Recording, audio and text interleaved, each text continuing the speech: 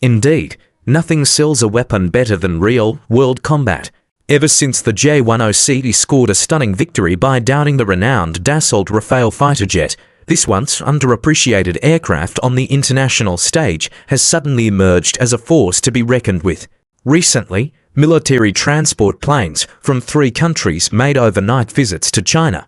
Although the purpose wasn't officially stated, it's highly likely that around 80% of these visits were for the purpose of inspecting the J-10. On the morning of May 10th, the Pakistan Air Force achieved another crucial victory. An Indian Air Force Rafale fighter jet was successfully shot down in the region.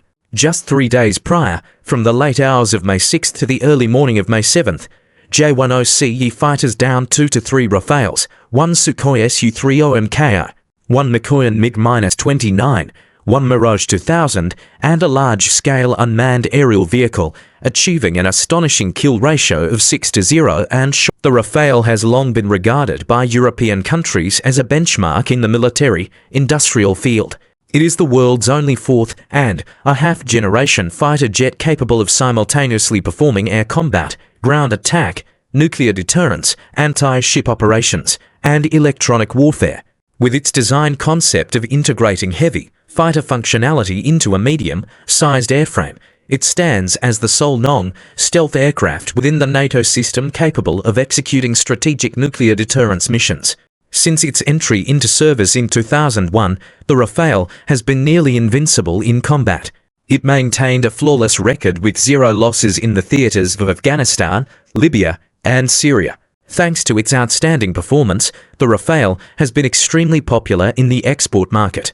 To date, it has been sold to more than 300 units, reaching 12 countries including India, Qatar, and Egypt, accounting for 68% of the total export volume of European fourth and a half-generation fighter jets.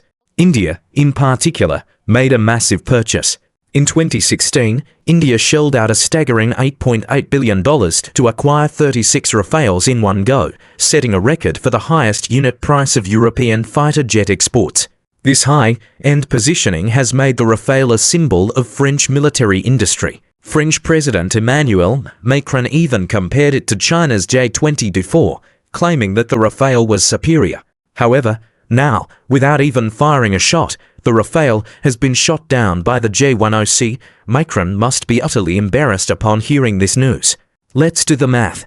The PL-15E missile likely costs no more than $1.5 million, while India's imported Rafale has a unit price of a whopping $250 million. The J-10C missile in Russia's S-400 air defense system costs around $4 million per unit. This means that Pakistan used a missile worth less than $2 million to cause India to lose a fighter jet worth hundreds of millions of dollars. This kind of asymmetric warfare represents true dimensional reduction strike. For China, the successful deployment of the J-10C in actual combat has significantly enhanced its reputation on the international stage. Some quick-acting countries have even arrived in China to place orders. In the early morning of May 9th, 3 military transport planes successively landed in China. All 3 were large-scale Ilyushin Il-76-78 aircraft. Satellite imagery revealed that one came from Pakistan, another from Egypt, and the third flew under the flag of Azerbaijan. Although neither the 3 countries nor China's official sources have made any statements, military experts analyze that these countries are likely here to purchase the J-10C and its supporting weapon systems. Evidently, the product endorsement effect of China's advanced fighter jets is rapidly coming into play. Despite being in existence for many years, the J-10's export record was previously limited to Pakistan. There were rumors that Egypt was interested in purchasing it, but later, it was said that the deal was snatched away by South Korea's Fa-250, a modified trainer aircraft. Many Chinese netizens were deeply disappointed at that time. Now, the tables have turned. It's still not too late for Egypt to change its order.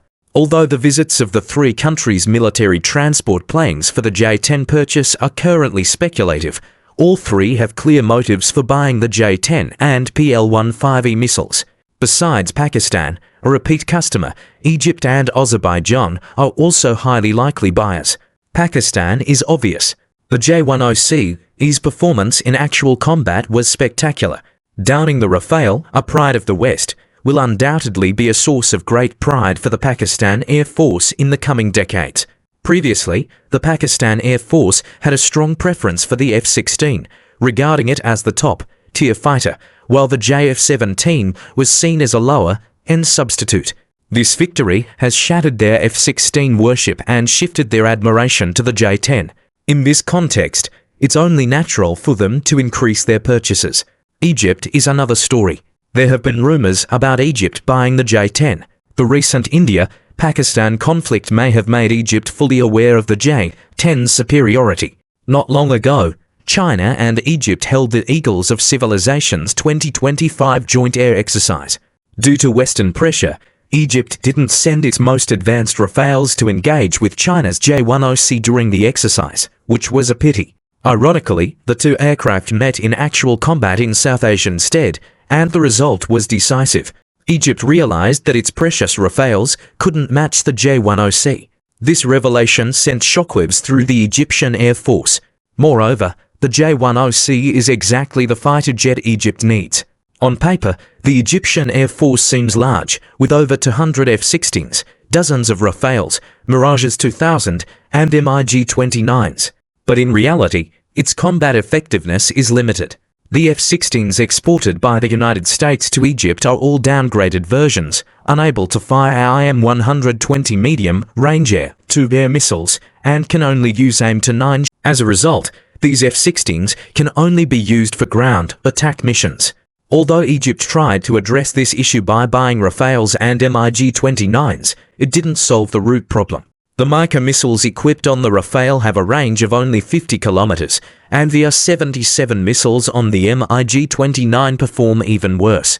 In contrast, the PL-15E missile paired with the J-10C, with its impressive 150-kilometer range, is extremely appealing and a dream weapon for Egypt. As for Azerbaijan, it previously purchased 12 JF-17 fighter jets. The president of Azerbaijan even flew the aircraft personally and gave it a thumbs up afterward, indicating their satisfaction with the JF-17. It's no surprise that they are now considering upgrading to the J-10. In addition, Nigerian Minister of Defense Bayo led a delegation to visit China and inspected Marinko China North Industries Corporation. During this visit, high-level security meetings were held between China and Nigeria, and consensus was reached on military cooperation. For Nigeria, it's already an old customer of Chinese military products. In 2020, Nigeria purchased 35 VT for main battle tanks from China for $152 million. These tanks are equipped with 125mm smoothbore guns, GL5 active protection systems, and digital fire control systems, with a unit price of about $5 million, which is only 60% of similar Western products. In the 2021 Desert Sweep operation, these tanks successfully intercepted rocket-propelled grenade attacks and were praised by the Nigerian Army Chief as a game changer. From Nigeria's perspective, the core reasons for choosing Chinese military equipment lie in the triple balance of technological adaptability, cost, effectiveness, and strategic autonomy. Their original Western-made equipment is on the verge of being phased out due to high maintenance costs and outdated performance.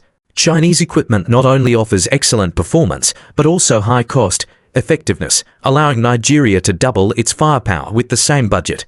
What's more, China provides a full chain service from equipment delivery to local maintenance, eliminating the whirring of equipment breakdowns without proper repair. In contrast, purchasing Western equipment often comes with a series of additional conditions.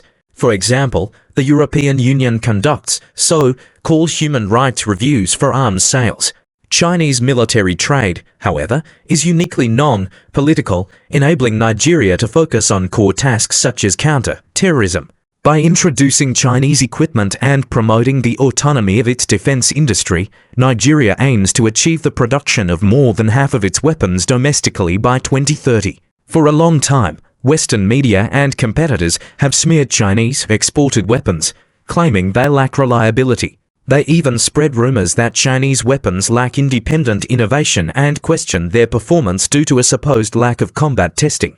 Now, the outstanding performance of the J-10 J-10C in actual combat has shattered the long-held Western prejudice that Chinese weapons are inferior to those from the US and Europe.